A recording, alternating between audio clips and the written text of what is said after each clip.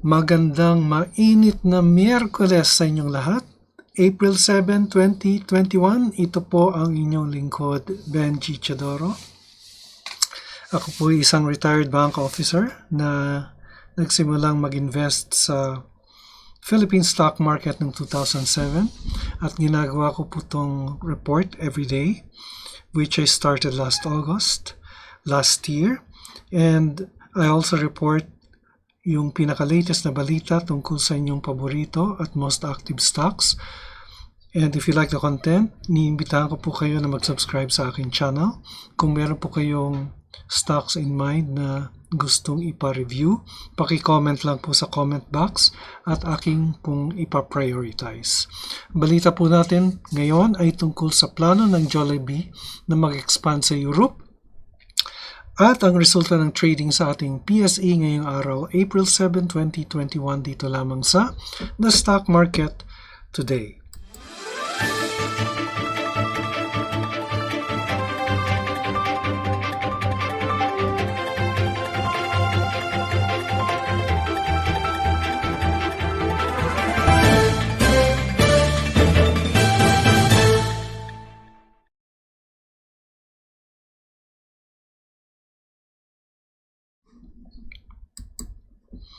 From the business world, Jollibee wants European stores to reach 50 within 5 years.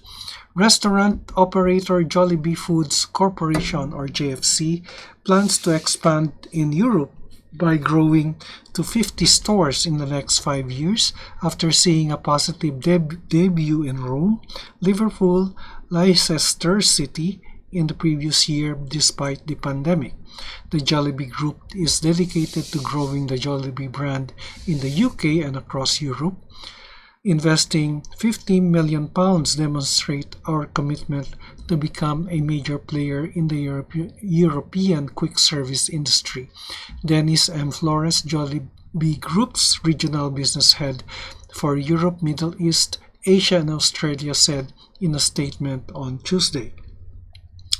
Its European flagship store will be launched in London Leicester Square this year. 7 more branches are set to open, including its first stores in Edinburgh, Scotland, in Wales, in Cardiff.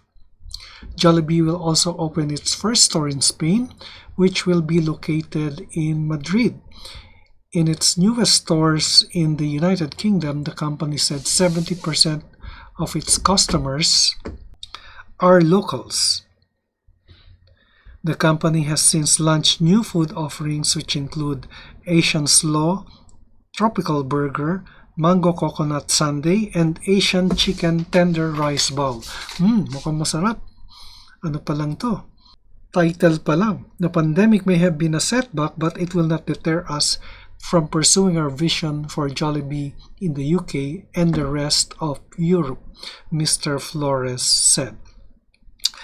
Jollibee is hoping to attract more customers by its new store design, which highlights Filipino heritage while adapting to the European market. So that's one good thing about Jollibee. They are evolving and they are innovating. The PSEI gained 61.60 points. That's 0.93% up. It opened at 6591.05. It is moving upwards for the 3rd consecutive day. And our exponential moving average for 20 days is already below the index today. And our RSI is already at 50. In general, it is moving upwards, but the sentiment, the RSI appears to be moving sideways. So it's bullish to sideways PSEI. And I would say that it is going up. As for the market activity, 147 companies advanced, 57 declined, while 45 remained unchanged. The all-share index reflected a an increase of 41.94 points. That's 1.05%. While the sectoral indices, only the mining registered a decline at 0.62%.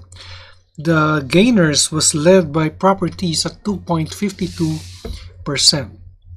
As for the most active stocks, we will be reviewing the top 10.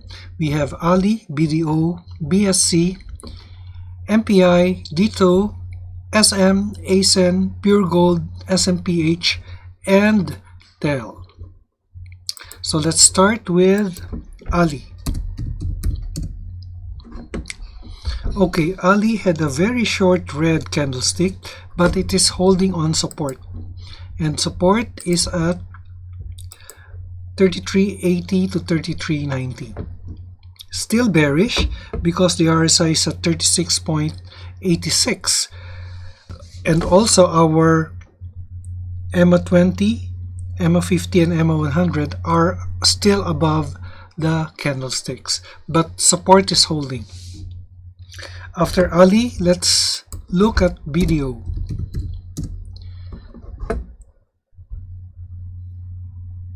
Okay, BDO had a red candlestick.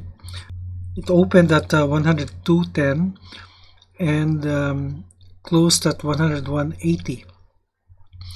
The same closing price as the previous day. So 101.80, that's right, it ended flat. So it's a red candlestick. So support is holding at 100. 100 to 101. The RSI is also bearish at 41.94. So the mood or the sentiment is bearish for BDO with the nearest resistance at 110 to 111. After BDO, let's take a look at MPI. Wow, MPI had a breakout. So this is the highest in, I guess, 2 weeks or a month, more than a month. So March 5 yung last price niya, no? March 5 or March 4.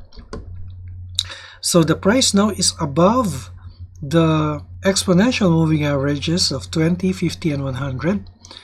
And there is volume in the breakout today, a solid green candlestick. The stock had a 5.87% increase to end at 4.15 pesos or a 0.23% increase. So may news ba sa MPI? This is old news, but RSI is bullish at 62.76. It has been moving up in the past 3 days. The nearest resistance of MPI is here at, dito ko siya nakikita at 440. The nearest resistance of MPI, which is bullish. Then dito. Okay, dito had a short red candlestick. Mukhang nag-profit taking siya. Ended at 11.04 or 0.36% decline. And it is just within the resistance area. The next resistance of dito would be at 1575. However, the support is here at 8.70 to 8.70 to 9 pesos ang pinaka-support ni dito, just moving sideways. After dito, SM. Okay, SM is inching up and support is holding at 949 pesos, 948 to 949. The resistance, let's place it at EMA 100 at 1007. So na-reject siya sa resistance level. If it breaks that level, the next resistance of SM would be at 1060.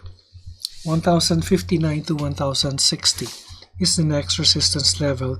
In general, it's moving upwards to sideways. The RSI is also a sideways number at 49.59. Okay, after SM, let's take a look at ACEN or ACEN. Wow, ACEN is just inching up a bit. So hindi mo namamalayan, pero it's moving bit by bit upwards. So if we'll draw the Darvas box on ACEN, ito yung resistance and support niya. The resistance is at 8 pesos while the support is at 6.70. So in general, it's moving upwards. I would say it's already in a bullish level since the RSI is already at 65. So that's my take on ACEN. Then Pure Gold, my favorite stock.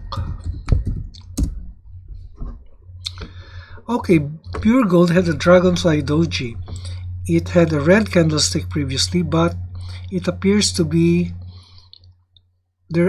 be a reversal in trend since this is a slightly green. There is a green candlestick, but the body is just very small. So it's just a 10 centavo increase from the previous day to end at 37.75. So the nearest resistance would be here at 40.99. However, I have a position in Pure Gold and my target price is at 54 based on fundamental analysis, not on technicals. Now, after Pure Gold, SMPH. Okay, SMPH. Wow, had a solid green candlestick. It gained 1 peso and 85 centavos to end at 36.85. That's 5.29% increase. So in general, it is still moving sideways with the RSI at 55.24. So sideways to bullish to, more on the bullish side since the closing price ended higher than our exponential moving averages. So it may test the next resistance level at 39.60 to 40 pesos would be our next resistance level. So after SMPH, our last stock is also one of my favorite stock. It's TEL. Actually, TEL, magandang stock to pero napakababa ng kanyang presyo. So it's the support level of TEL is at 1,200 and it ended up with a red candlestick. Our exponential moving averages are higher than the closing price, so the sentiment is bearish, and this is confirmed by the RSI at 46.22. In the meantime, the nearest resistance of TEL, let's place it at 1330. Okay, 1,330 yung nearest resistance niya.